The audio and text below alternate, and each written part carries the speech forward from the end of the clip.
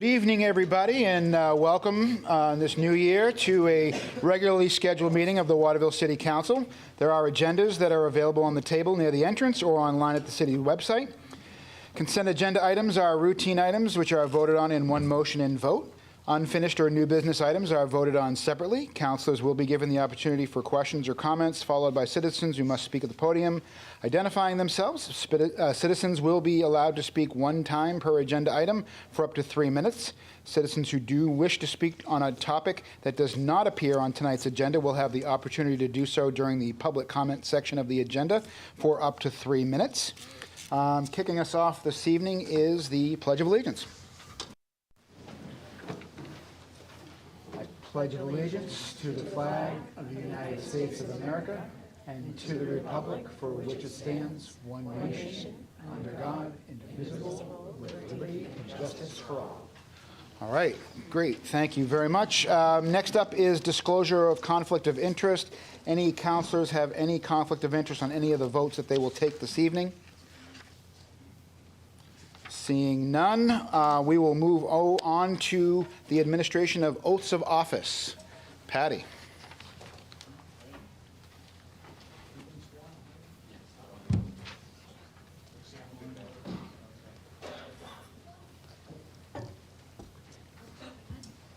Thank you. Hello. If I could ask you to raise your right hand. I was going to do you separate, but. Is it the same wording? It is. Okay, I'm happy to join. Okay. Please raise your right hand and repeat after me, and we'll go down the line with names, if that's okay. I state your name. I, Samantha Burdick. I, Spencer Goodball. I, Nick Fleeger. Do solemnly swear. Do solemnly swear. That I will support the Constitution of the United States. That I will support the Constitution of the United States. And of the state of Maine. And of the state of Maine. And that I will faithfully discharge. And that I will faithfully discharge. To the best of my abilities. To the best of my abilities. The duties incumbent on me. The duties incumbent on me. As a duly elected member of the Waterville City Council. As a duly elected member of the Waterville City Council. As city manager for the city of Waterville. As city manager for the city of Waterville. According to the laws of the state. According to the laws of the state. And the charter of the city of Waterville. And the charter of the city of Waterville. Thank you. Congratulations.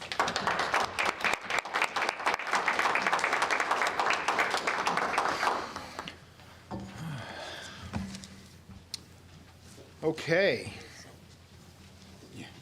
Next up on our meeting tonight is the election of council chair. So, yes, Rebecca, Councilor Green, please. Well, I would like to make a nomination tonight. It's been my privilege to serve as council chair for the last 4 years, and I've been honored to do that. I want to thank my fellow councilors, present and not present, that I've served with for the confidence in my leadership, and also to the city staff for your professional support through a lot of interesting times that we've had. But now it's my pleasure to pass the torch and nominate one of my fellow councilors, Brandon Gilly, to take on this role. I appreciate Brandon's openness, his responsiveness, his willingness to listen, his passion for Waterville citizens. And I believe he'll work very well with the mayor and other councilors to ensure that we function effectively as a governing body. And I'm excited to nominate him for this position. Do I have a second? I'll second. All right, any discussion? Sir, Councilor. I've enjoyed learning from Brandon. I found him to be very knowledgeable and on city issues and willing to listen. I question his judgment about riding a motorcycle, but other than that, everything's fine. Thank you. Fair enough.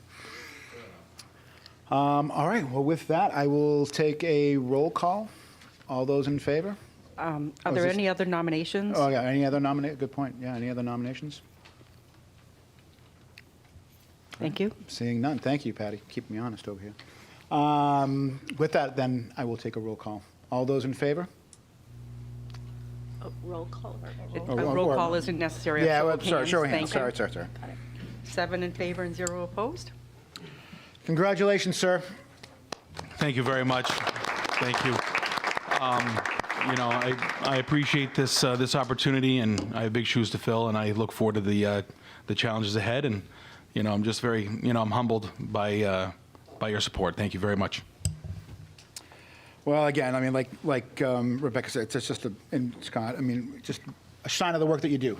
So I mean, it's good job. All right, moving on. Let's recognize Nick. First meeting, second day on the job. City manager report. So, kick it away, sir.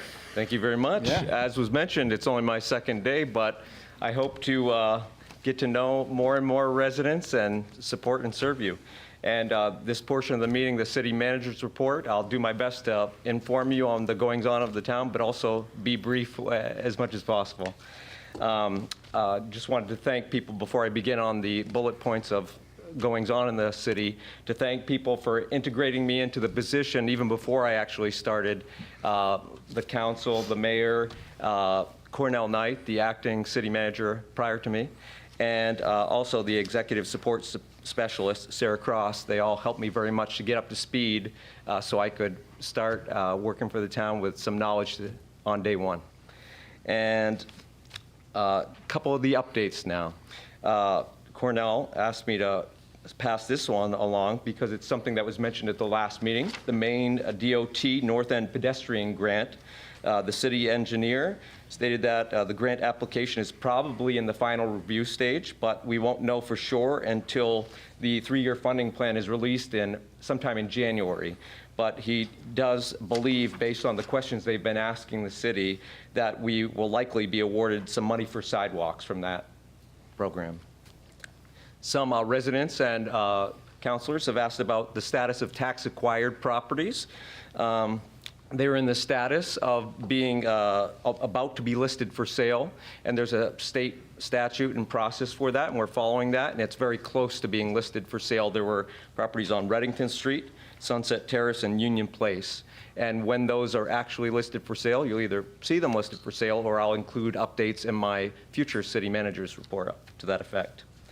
There was recently a public notice just given that we will post at City Hall and elsewhere about the Kennebec County Commissioner was soliciting members for the Budget Committee at the county level for District 3. And if you're interested, there is an informational meeting Tuesday, January 13th at 5 p.m. at the Oakland Fire Station. But also, if you have questions, you can reach out to the Kennebec County Administrator if you're interested in learning more, and that is Scott Ferguson. And then finally, for my manager's report today, I did have an update from the Waterville Police Department, who just earlier today did release a press release, and I forwarded that earlier today to the council and mayor. But if you haven't already seen it online, I wanted to read it verbatim so I didn't risk saying it wrong, but Chief Bonney provided me with this. So the subject line was 16 pounds of illicit drugs seized from Waterville resident. And I will paraphrase some. Members of the Waterville Police Department seized over 16 pounds of methamphetamine and an illegal firearm after a months-long drug investigation. And then further on it says, also assisting in this operation beyond the Waterville Police Department were members of Maine Drug Enforcement Agency, Winslow Police Department, and the Fairfield Police Department. And it concludes with, Chief William Bonney wants to commend the dedication of investigators who work nearly around the clock to take this poison off the street. Targeting these source level traffickers is our ultimate goal, as their illicit drugs have a direct effect on our community's safety and happiness. I am extremely proud of all our folks who worked hard to lead one of the largest illicit drug seizures in the state's history, and that's from Chief Bonney. So thank you for our public safety officials and the hard work they do every day and their contributions to the community. Yeah. Awesome. Thank you, Nick. I mean, that's a great thing. I mean, 16 pounds, that's a lot. And I don't know this for whatever reason other than it was in the press release. It's over $100,000 street value, which is just a huge blow to whatever that was, wherever that was intended to go. So kudos to everybody involved in that. So awesome. Okay, with that, we'll move on to council comments or committee reports. Any councilors have any comments or committee reports that they would like to make at this point? Councilor Gilly. I just have one quick thing. I just wanted to give a shout out on here to the Waterville Public Works Department. They were out plowing roads and ensuring, the roads are safe from snow and ice on Christmas Day, taken away from their families. So I just wanted to make sure that they know that, that's incredible. And they're, it's very much appreciated. Thank you. Yeah, I'm sure they appreciate the words, so thank you. Anyone else? Okay. Moving on to public comment. Anyone in the public have any comments that they would like to make that does not appear on today's agenda? Liam? Yeah?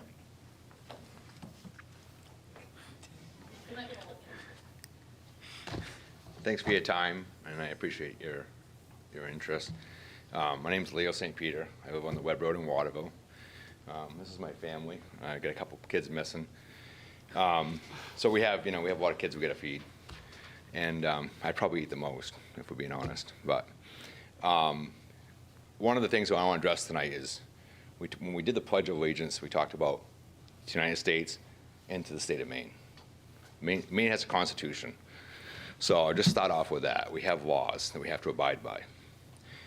Thank you for letting me speak tonight. Something very simple and very old, the citizen's right to eat. That phrase, the right to eat, is written into the Maine Constitution. And when it was written, there were no footnotes, no stipulations about how much land you owned, how educated you were, how many kids you had, how many cars were in your driveway. It didn't say the right to eat unless you live on the outskirts of town. It just said the right to eat. And yet here in Waterville, we've enacted an ordinance that says if you don't own a certain amount of land, you can't keep chickens, meaning you can't grow a basic source of food. This feels unconstitutional. It feels un-American. We don't say that if you don't own 8,000 square feet of land, you can't have a dog or 3 dogs or 12 cats. In fact, there's no limit on how many cats you can have in the city of Waterville. There's a limit on 3 dogs, unlimited hamsters. It feels unconstitutional. Chickens. Apparently, there's a requirement for acreage. I don't know why. I can fit 5 in my oven. What's missing from this ordinance is evidence. There's no long list of complaint calls, no record of rogue chickens running at large, no rabid hens terrorizing the streets, no egg-laying crime wave sweeping across the city of Waterville. It's simply an ordinance that sounds like a good idea without fully considering the human factor. This isn't hypothetical. As we speak tonight, there's an ongoing lawsuit in another Maine city involving a family and their right to keep chickens. The case exists because ordinances like the one we have in Waterville collides with our Maine constitutional rights. I don't think anyone here wants Waterville to be the next court case. Growing your own food and being a little self-sufficient, getting my kids off their iPads, outside doing chores. I'm not saving money with eggs. Dude, twice a day I'm dealing with chickens and frozen water. It's just about having a family, responsibilities. It's more work than just buying eggs. Growing your own food and being self-sufficient and sustaining is deeply American. During the war, families planted victory gardens so more food could go to our troops. It wasn't a fringe behavior, it was a civic responsibility. I'll admit, not everybody wants chickens. I get that. But for some of us, it's a gateway drug.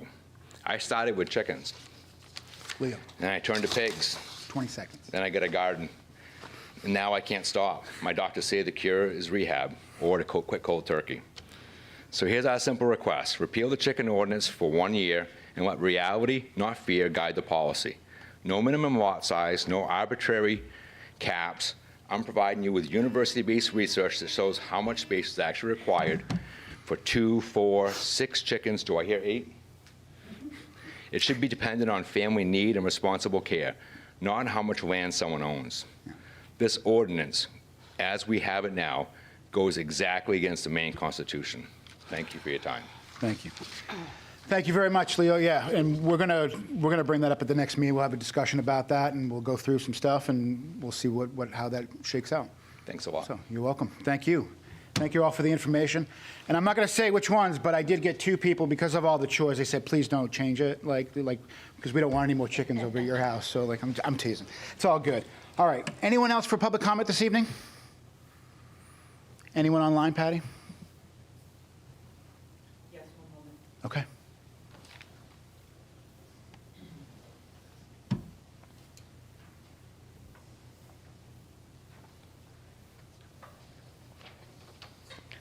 Elizabeth, can you hear us? I can. Can you hear me? We can. Go ahead. I just wanted to this is Elizabeth Leonard. I live in Ward 4. And I wanted to let people know that on January 19th, which is Martin Luther King Day, there is going to be an event in Waterville to celebrate the life and work of Dr. Martin Luther King. It will run from 1 to 4 p.m. at the Playhouse at Waterville Station. And it is free. It is open to the public. It will involve music and community building and a documentary about his march with many, many others from Selma to Montgomery, Alabama, a discussion which will include somebody who was there at the time, as well as me. And then we will have also some group singing. We are thrilled to be able to offer this, and the Playhouse has been very generous about hosting the event for us with Indivisible Mid-Maine. I just need people to know that it's pretty risky to show up without registering in advance, because the documentary will be shown in one of the theaters at the Playhouse, and the limits are for 85 people, and we already have over 40 people signed up. So if you are interested in attending this event to celebrate the life and work of Dr. King, I urge you to sign up. And there are different ways you can find the event, all of which are online. You can go to the website mobilize.us and look for the event there. It's called Indivisible Mid-Maine Remembers and Honors Dr. King. That's one way, and you can register there. You can email me, and my email address is ed, as in David, leonar @colby.edu, and I will explain again how to register. Or you can go to the Playhouse at Waterville Station's website and look under their events tab, and it has a link to the Mobilize website where you can register. It's possible that we won't fill up. It's possible that people who have signed up won't show. But if you are sure that you'd like to attend, we just urge you to please sign up in advance. And if you can possibly, if you can bring some warm clothes, socks, hats, gloves, mittens for our neediest community members to honor the Poor People's Campaign that Dr. King led. 20 seconds. And the struggles of our communities, we would gratefully receive those and make sure they get to people who need them. So that's January 19th from 1 to 4 p.m., free and open to the public. And if you didn't catch my email address or any of the other ways to sign up, ask Councilor Green. She has my email address. Awesome. Thank you very much. Yep. Okay. Anyone else? Anyone else online, Patty? No. All right, wonderful. Moving on to the consent agenda. Can I get a motion to approve the consent agenda? Motion to approve consent Second. agenda. Councilor Green? Yeah, I just wanted to, I don't need to pull it off the agenda, but I just want to highlight, we have many, many items under this consent agenda, and one of them is a renewal of short-term rentals. And the resolution is to authorize our city clerk to renew these rental licenses. I just want to highlight for people listening that we do have this requirement that short-term rentals be licensed, and so I urge you to contact the clerk if you have one and make sure that you are licensed. Thank you. Thank you. Any other comments or concerns with anything in the consent agenda this evening? I know this one's a little big. It's kind of kicks off our yearly renewals and whatnot. So now's an opportunity. If you have any questions or concerns of why something's in there or whatnot, please feel free. If not, all those in favor? Wonderful. Thank you very much. Next, can I get a motion to read by title only, please? Motion to read by title only. Second. Okay, all those in favor? Thank you very much.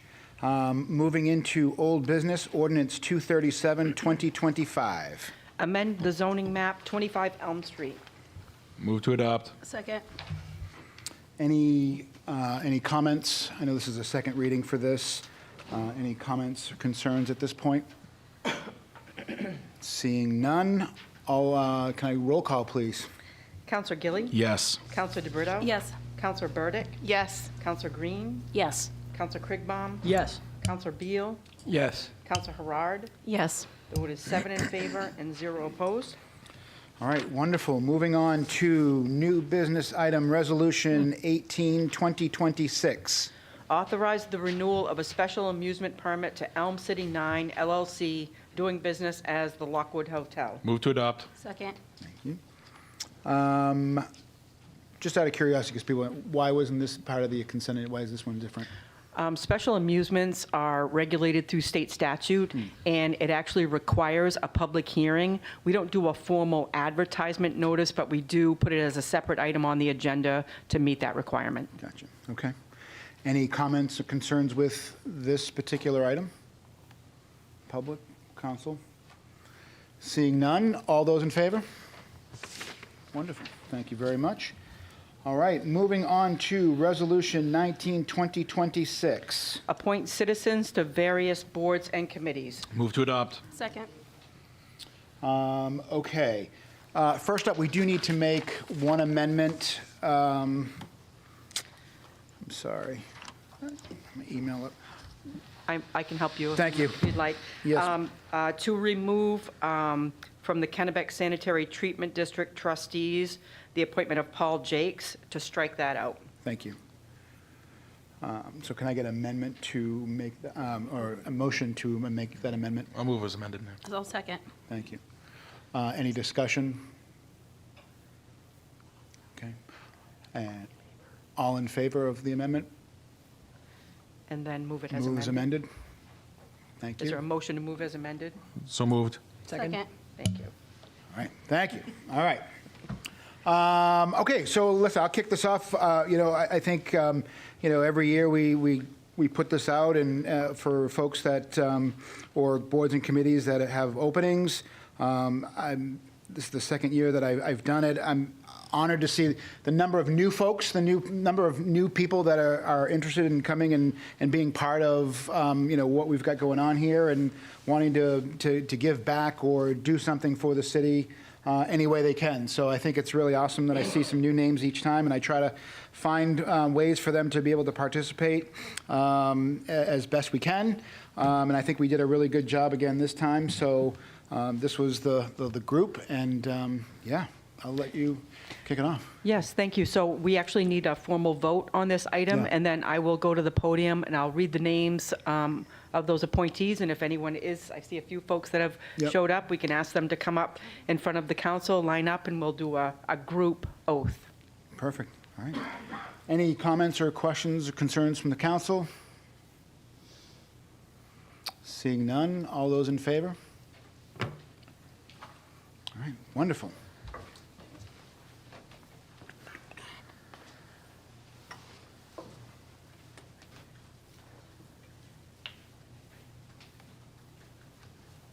Okay, thank you, Mayor.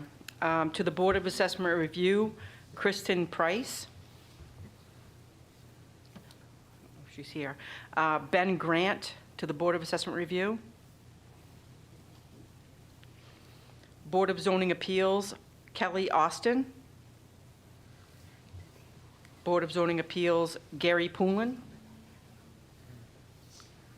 and James Trask. Ethics Committee, Kelly Austin and Catherine Smanik. Haynes Charity Relief Committee, Margaret Susi and Patricia Loisel. Kennebec Sanitary Treatment District, Matthew Zetterman. Parks and Rec Advisory Committee, Heidi Bernier. Patrick Garrett. Matthew Bulmer. Jeremy Jones. Planning Board, Heath Dunn and Ben Grant. Public Library Trustees, Catherine Lovendahl. Waterville Housing Authority, Joseph Poulin and Jamie Pelkey. And Waterville Sewerage District, Ben Danner. Okay. Okay, so Ben is here. Thank you. I'm just going to make note of who's here. And your name again, sir? Ben Grant, thank you. And you were... And... James Trask. Thank you. James Trask. And you in the back? Thank you. Thank you, Catherine. Did I get everyone? Kristen just walked in. Hi, Kristen. How are you? Okay, so if I could get you, would you mind all coming up in the front so that we can get you all on camera, if you wouldn't mind? Thank you.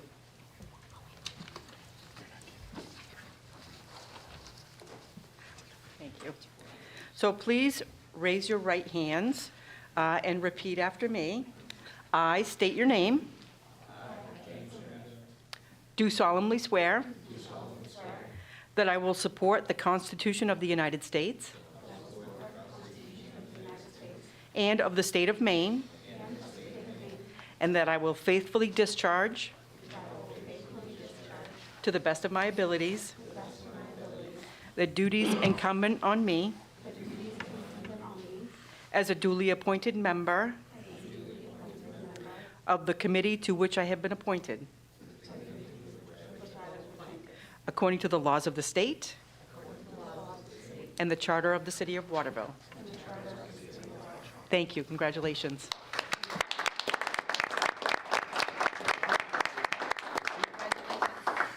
Awesome. Thank you all again very much for your willingness to serve on these committees and boards. It's very much appreciative of the work that you will be doing. So thank you again. Okay, moving on to Resolution 2026. Appointment of city councilors to various committees. Move to adopt. Second? All right.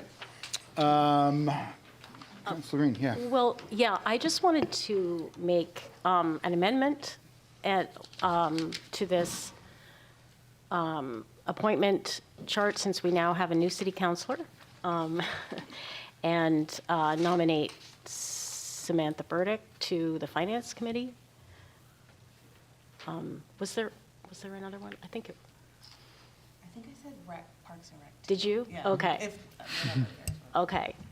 Parks and Rec and Finance. I'll second. Okay. Any discussion? Sir? I'm already listed on the Parks and Rec. Does that mean I'm not on it then? No, So we have two members. Two members, yeah. Unless you don't want to be on it. Just then speak up now. It's binding. It says one. So, Oh, there's only one. there's a, Okay, then. I thought there were two. No? I believe there's one. Okay, then Scott can have it. That's fine. Okay.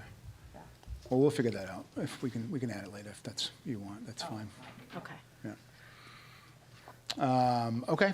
So Councilor Green, will you be amending your amendment to only put Councilor Green on the Finance Committee? Counselor Burdick. Burdick, yeah. Counselor Burdick, I apologize, Yes. yes. I'll Okay. amend my amendment. Thank you. Okay, I'll second. all right.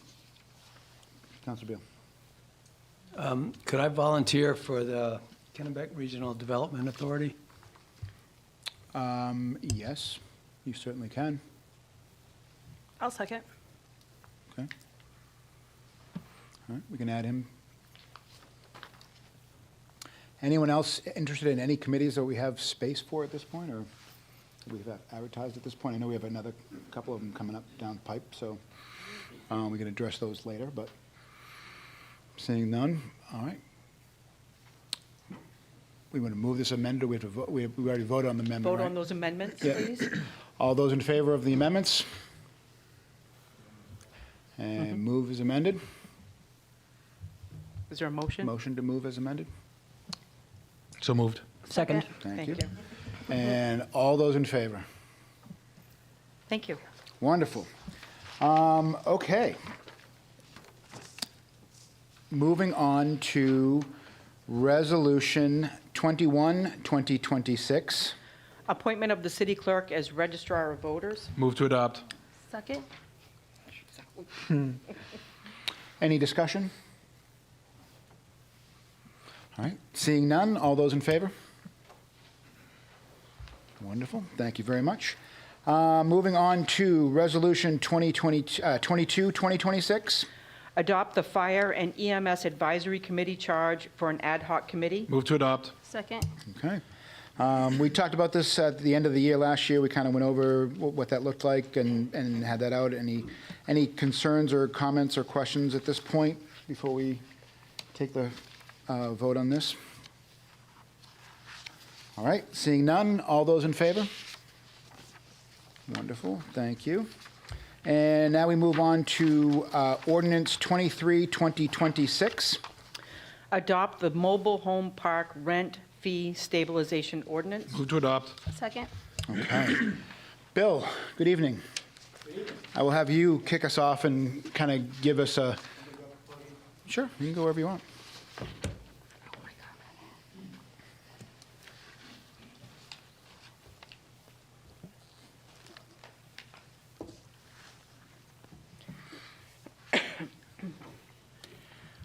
You've all received a copy of the ordinance and proposed ordinance in advance, but of course, there may be people here who have not reviewed it or have not seen it. So I thought it might be helpful just to go over some of the highlights. We've already had one meeting where we had council input on drafting certain portions of it.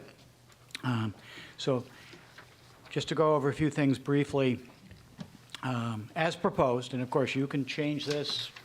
This is just what's being proposed. In terms of the number of times a year there can be a lot rental increase, it's written as one time in a 12-month period. In terms of how proposed rent increases are handled, if it is a proposed rent increase which is equal to or less than the last cost of living adjustment made to Social Security recipients, no hearing is required, which is pursuant to your request when we met on that item. If it's going to be more than that, then that triggers the requirement for a hearing before a rent stabilization board. And that is, of course, as proposed, a 5-member board. It's triggered by the park owner submitting a petition and any supporting documents. There are, of course, about close to 300 lots. There are many, many people here. And so I put in a provision here that the park owner will provide a copy of the petition and the supporting documents to each of the owners, to each of the lot renters, I should put it that way. And if the burden were to be on the city, that would be rather time-consuming. And if the park owner wishes to have a rental increase, it seems reasonable that the owner would provide the necessary notice to the various lot renters. And then, additionally, what's written in is that when a hearing is set, that the park owner will also provide notice of the date, time, hearing, place to each person. Otherwise, the burden would fall upon the city. And again, with that many unit owners, that takes up quite a bit of time. And proof needs to be provided to the board that this, in fact, has occurred. There's a section I put in to ensure that the proposed lot rental increase that was subject to the rental moratorium that we adopted is subject to this ordinance. And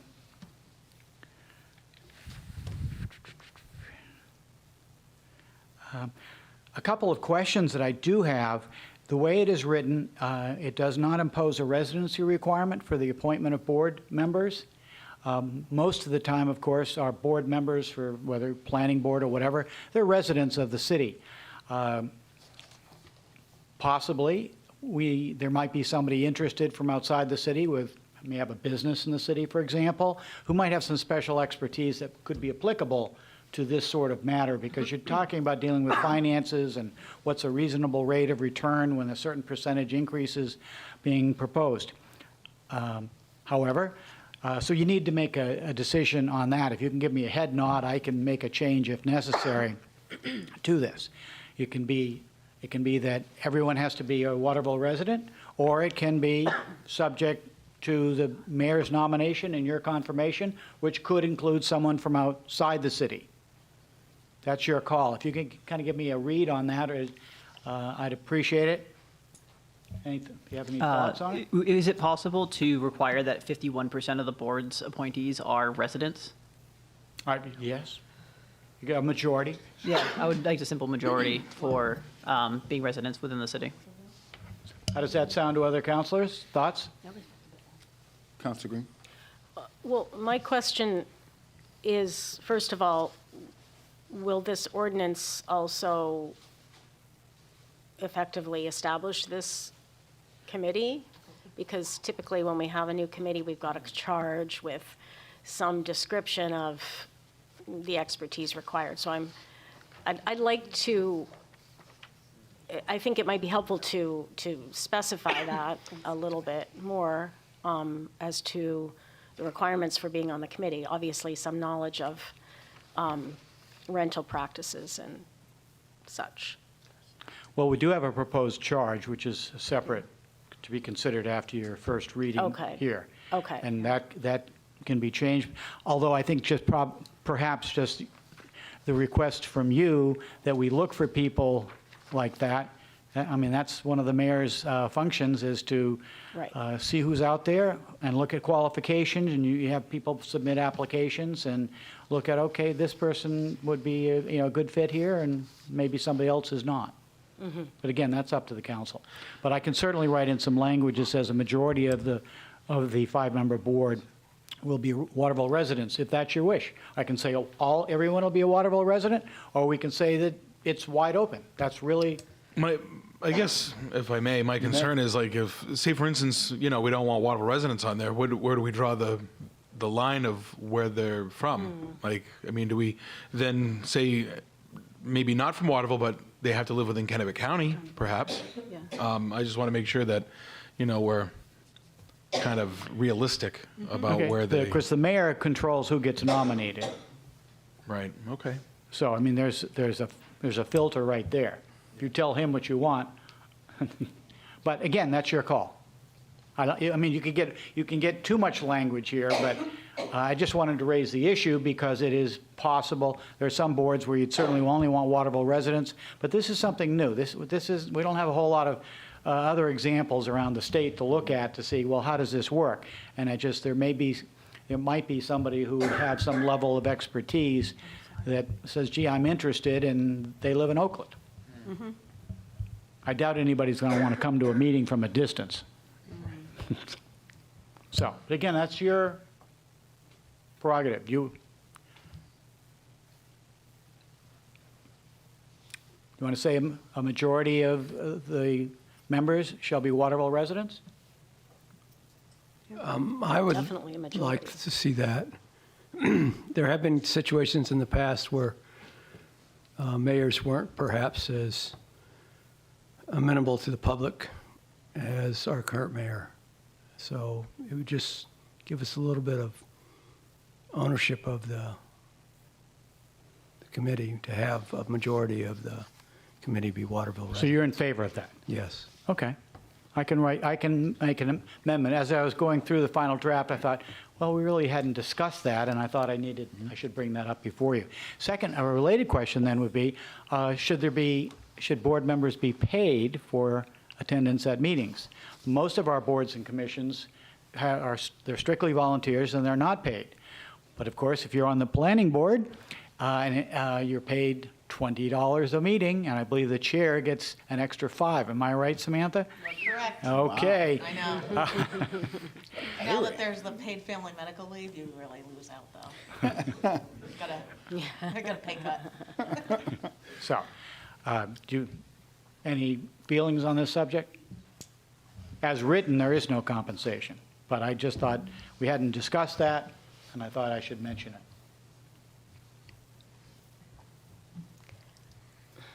Well, I don't really think compensation is necessary, but that's my opinion. I agree. Okay. And if we do it without, and it appears that we're having some difficulty getting people, you always can amend the ordinance. Okay? I want to go over a couple of other things, and then there's one other point I do want to mention that is a potential issue.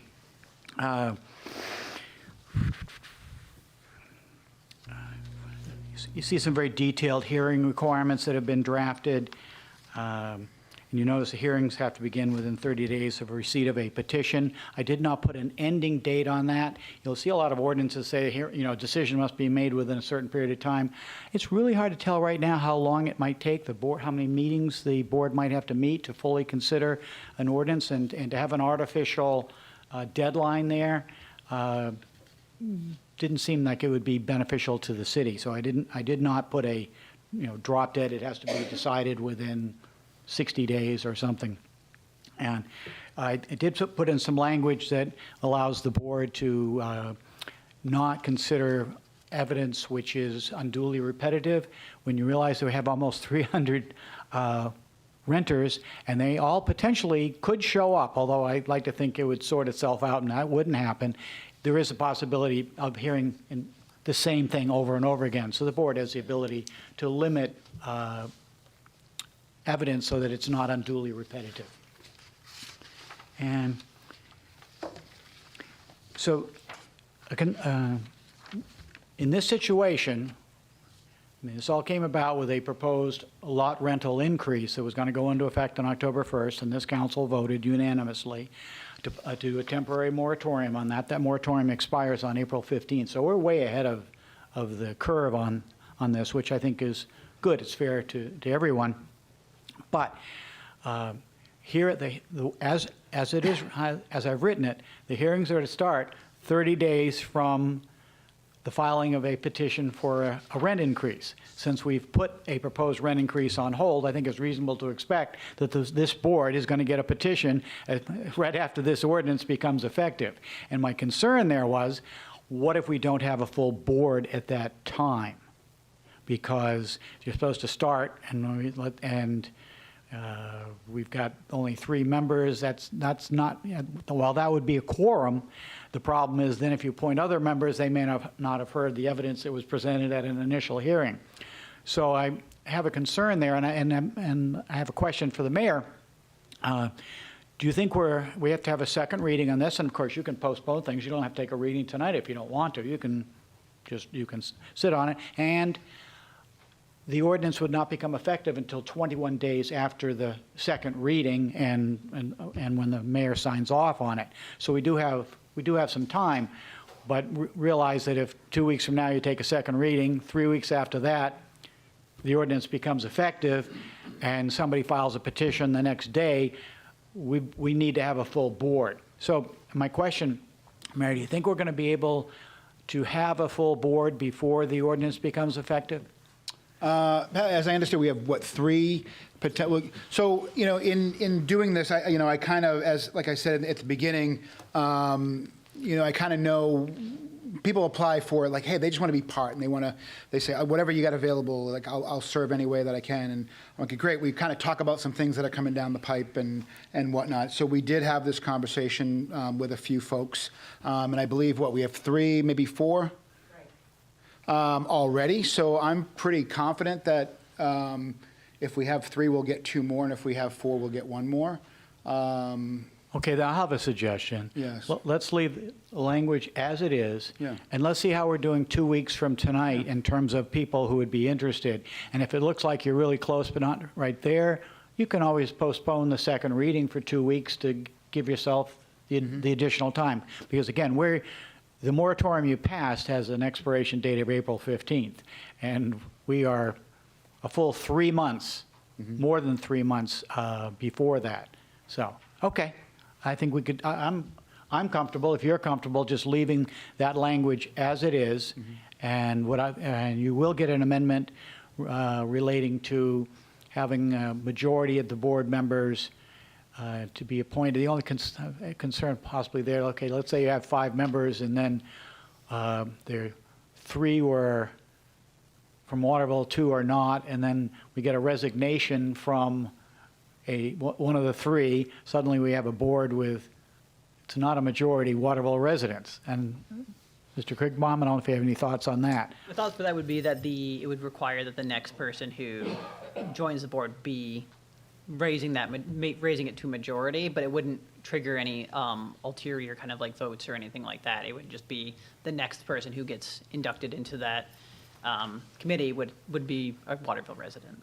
Okay. I'll work on some language to see what I can do with that. Okay. Without making it too complicated. Yep. Okay. And that's the summary I wish to present here tonight. Awesome. I'm available for questions, comments, whatever. Yeah, Councilor Green? Yeah, I'm just thinking about conflict of interest and some added language, if you think that's advisable, on who can and cannot be a member of this committee. Well, it would be a conflict of interest for a lot renter to be on this board. And I don't believe the mayor would nominate someone who is a lot renter. Okay. You have a self-interest there that can't be avoided, and it's an invitation for a court challenge. Now, Portland has a massive rent control ordinance, and they have a 7-member board, and it's 3 landlords, 3 renters, and then a 4th person. And of course, it gets into all sorts of bureaucracy, which we are very much trying to avoid. And that is a rent control ordinance as opposed to rent stabilization for a very specific kind of homeowner, right? Yes, this is quite different than Yeah. than a Portland ordinance. Right. But, on the other side, it's important to make sure that we don't have someone that has a conflict of interest with the park owner. So what kind of language can we put in place to make sure that doesn't happen? In the application process, I think you can have questions to ferret that out. Okay. Because the last thing you want to have is somebody who's on the board, they've got one issue to decide. It's not like the planning board that may have 20 Yeah. different applicants for different things in the course of the year. This is, you have the same park owner each time. So Yeah. I think that with the application process, that can be ferreted out. So otherwise, you'd have somebody who shouldn't be on the board. For clarity, I want to reiterate kind of that or simplify that discussion. The park owner and the lot residents would not be allowed to be on the board for conflict of interest, or we would hopefully make sure that doesn't happen. But they are still, both sides are able to go to the committee and present all of their findings and all that things, so they still have a voice. They just won't be able to be on the board itself or the committee itself due to conflict of interest. But that doesn't mean that they're not going to be able to have their place to say and present their evidence. That is absolutely correct. Any lot renter is a potential party and able to participate in the proceedings. Because of the sheer number, I think that if there's a group, they will probably get together and have some sort of a spokesperson. It's likely that's what occurred. Remember when we had a discussion? We had many, many people here, and it seemed to be one or two people who sort of took the lead on that. But potentially, any lot renter can appear as a party and present evidence. Sure, certainly. So I guess my question then, too, to follow up with what Councilor Green just said, would be, wouldn't we also want to include that none of the park owners or their employees would be allowed on this board? I think I think in the application process, that something like that should be covered, yes. Yeah. It's not necessarily the owner is not the only one who has a conflict. Right. Yes, you could deal with family relationships, you can have employee relationships that could come into play. And the last thing you'd want to do is have somebody appointed to the board and then have a challenge to that when this board is trying to meet and make a decision. So I think that's a good suggestion. I mean, there's a literal definition of conflict of interest, right? Like, so that we could include in, when we talk about, well, I don't know if it's a conflict of interest, so it's pretty crystal clear, right? Like, you kind of Well, you can ask questions regarding, yeah, employment or familial relationship, or quite simply, some personal, something that's intangible. right. I mean, there might be a personal conflict between the owner and somebody who had a run-in with the owner, for example. And you, as counselors, sometimes face those decisions as to when you should recuse yourself. But in this situation, we need to find that out ahead of time. Yeah. Okay.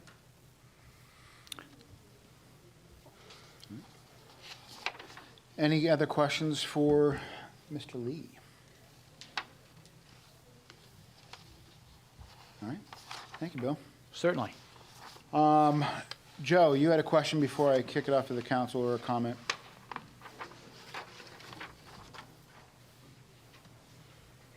Good evening, folks. I think most of you know who I am, Joe Lemieux. I spearheaded a lot of this with Julia. My question is, in all due respect to our esteemed counselor, you say conflict of interest. If you take a board of 5 members that are business members, okay? Most businesses, they worry about their bottom line, their profit. So I got C37, whose mission statement was for investments into making the most money they could, as fast as they could, offering mobile home, manufactured home owners, okay? So we've gone through a 9%, a 20%, and a 22% rate increase. So they sent you guys a letter. I hope all of you read it. You saw the rebuttal from Julia, okay? On it, it just flat knocked down every one of their excuses. They're saying they're doing improvements on these trailer parks. They now own 9 parks in the state of Maine. Not only Waterville, they own one in Winslow, they own them in Jay, they own them in Wilton, and they're doing the same thing to every one of these trailer parks because there is nothing to protect these people who are on fixed incomes. The median income for the state of, the city of Waterville is $48,000, okay? A lot rent, they are suggesting increasing a one-time lot rent to $600, which is a 20% increase on what we got now. They offer us a $40 credit if we pay prior to the 6th of the month. What is to stop them from saying your $40 credit's gone? What's to stop them from going to $600? I went around and got signatures in these parks. And there's trailers there that I would condemn. And the people that live in them cannot afford to buy food or get their medical insurance or hardly pay for the lot rent. So what these predators are doing to the people in these most affordable homes throughout the state, never mind Waterville, throughout the state, throughout the country, There are suits against them in Massachusetts, New York, Florida, you name it. These are predator investment firms that are trying to rape us poor folks. And I tell you what, I'm a lot better than most of the folks that live off in that trailer park. Maybe I can afford it, but in the long run, the way things are going in this country, none of us are going to be able to afford it. So my thing is, you say conflict of interest. So you're going to put 5 business people on this committee. What's their interest? It's the question I ask you, is to make the most money they can. My suggestion is you put one person from this mobile home park on the committee, okay? So he can stand there and fight for his fellow residents in that park. How's that a conflict of interest? That's all I have to say. Thank you. Thank you. Sir, please. Sam. Bill, could we have a non-voting member on the board from the park so that they can ensure that their views are seen? Well, every lot renter is entitled to appear and provide testimony, documentary evidence. So that it's not just the right of one person. 300 people can show up if they wished to express their views. The second thing is, the mayor will decide the nominations, the council will decide who is going to be on the board. I'm not aware of anyone saying that this needs to be 5 business owners. There may be people who are apartment renters. There may be people who own their own home, but they are employees of some business and don't have any ownership interest. It depends on who we have as applicants, who the mayor then chooses to nominate, and who the council ultimately chooses to confirm. I expect that the council will take your views into account in the people that it will consider for the board. And any single, the way this is written, any lot owner is going to get, your lot renter is going to get a copy of the petition, get a copy of all supporting documents, has a right to appear and offer testimony, and offer documentary evidence as well. So this is not a closed system, nor should it be. I want to reiterate this: the intent behind this is not to put these stipulations of who can be on that and who can't be on it into the ordinance itself, but instead through the normal process of how committee nomination and voting works, that will be transparent to everybody. So the people who this affects, the lot renters themselves, can see and hear about who is being nominated, and your representative can share with you what's actually happening. This isn't a closed system. It's not behind doors. It's all going to be open and available for you to witness and be able to voice your opinion on as well. And Mayor, may I add? You may. So, for example, if the mayor nominates a person, that person has to come before the council, or the name has to come before the council at a public meeting. And if there's if people look and say, whoa, wait a minute, that person's biased because of such and such, and then those views can be expressed, and the council will decide whether or not to nominate that person.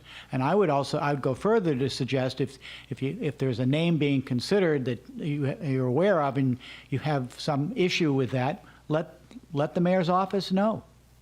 I mean, the mayor, everybody wants to hear whatever information is relevant to make so that we can make sure that we have an unbiased board to consider whatever petition is submitted.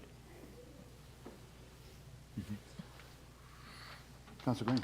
Thank you. So this is a committee of volunteers. They're making a decision about this one topic. What can we expect an unbiased committee to look like of people who are willingly volunteering their time to serve? So that's a real question for you, Bill. You know, and then I'd like to follow up on that after. I hear An what you- unbiased person, for starters, would be somebody with no financial stake in the outcome, no familial relationship, no employment relationship with the park owner, for example. And of course, you want people who are willing to listen to both sides of a question and evaluate it objectively. Now, we're all Okay. human beings, and So- so none of us are perfect in that regard. Yeah. But that's what you're Right. looking for. I think it's That's important. what you look for in any committee. I would feel more comfortable with some sort of language that stipulates what the expertise is that a person has. And I think that, a sort of somebody who has been a landlord or is a landlord or understands some of the issues or has been a renter, maybe, not in the park, or has worked with affordable housing. I mean, what we're trying to do with this ordinance is to balance the need for these lot rentals to remain affordable while recognizing the right of a property owner to turn a profit. But the whole point is it needs to be reasonable, and we need to see that there is a direct connection between the increase and the benefit to the renters of the land, right? Like, Yes, and the park owner has the burden of proof in establishing that the requested rent increase produces a Okay. reasonable rate of return.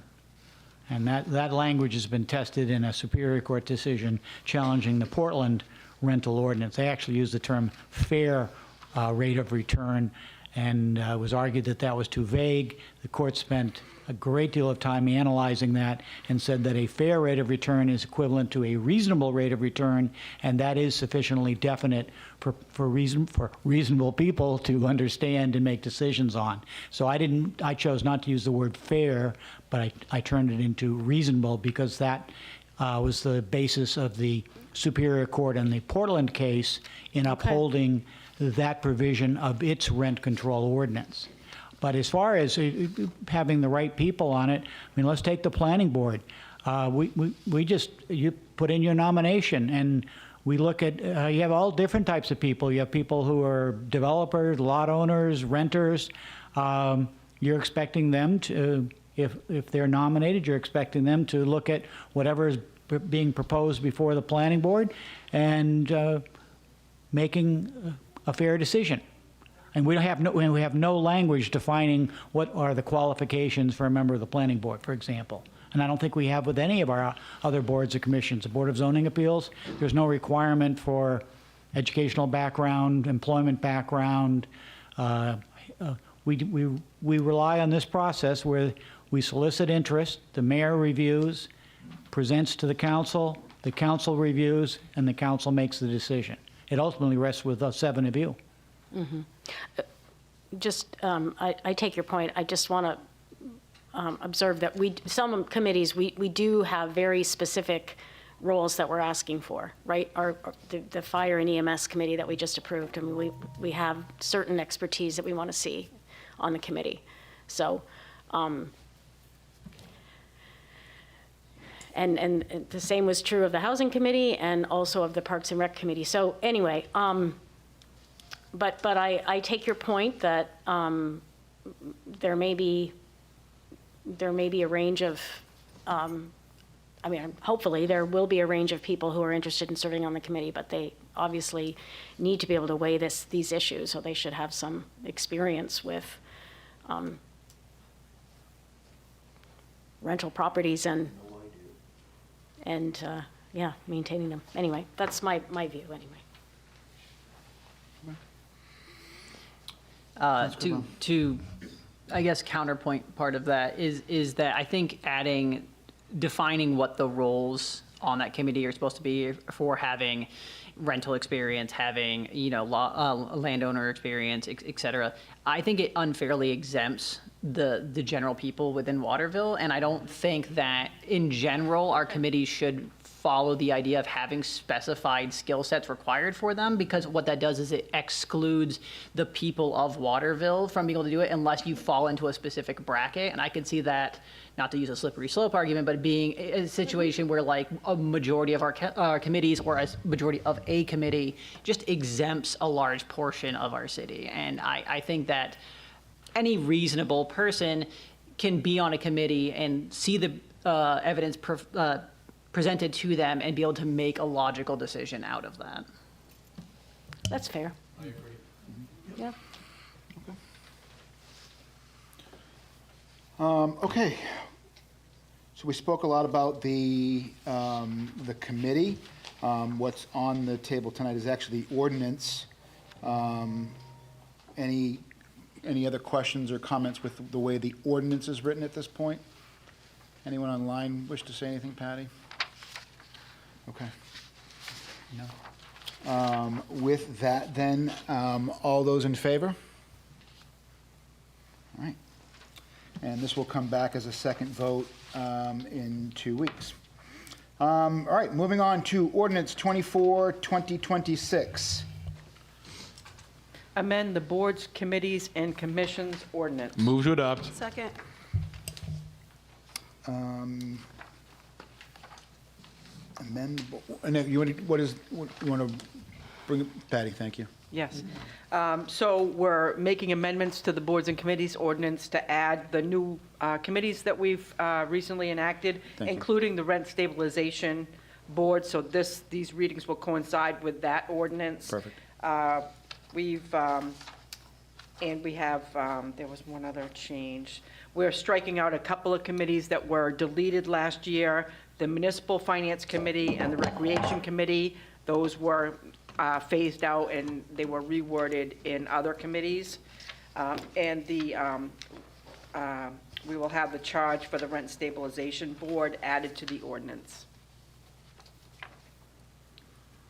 Okay. Wonderful.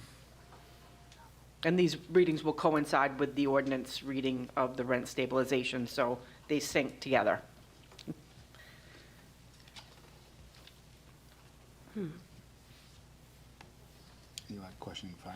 Well, yeah, I may be missing it, but I don't see the Parks and Rec Committee on this.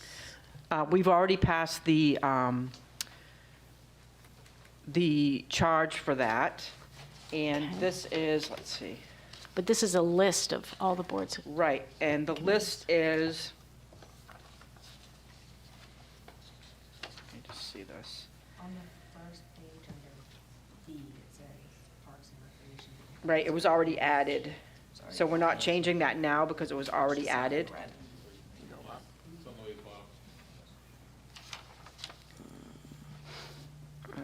Let's see it right here.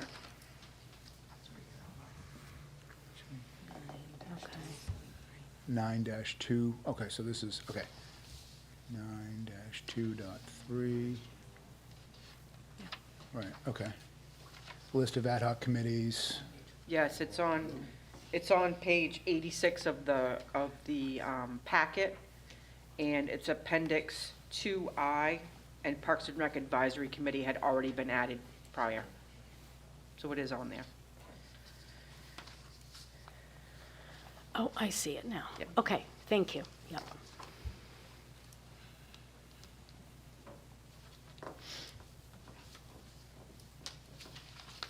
Okay. Any comments, questions, concerns? James?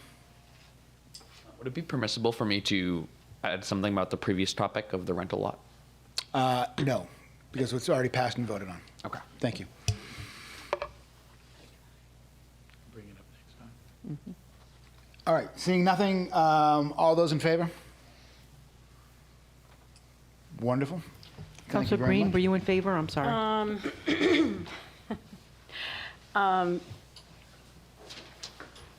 Yeah, I think a second vote, I isn't just, is there another vote on this? Yes. Okay, I'll make an Yes. amendment next time. I'll vote in favor. Okay. Thank you. With that, I will entertain a motion to adjourn. Motion to adjourn. Thank you very much.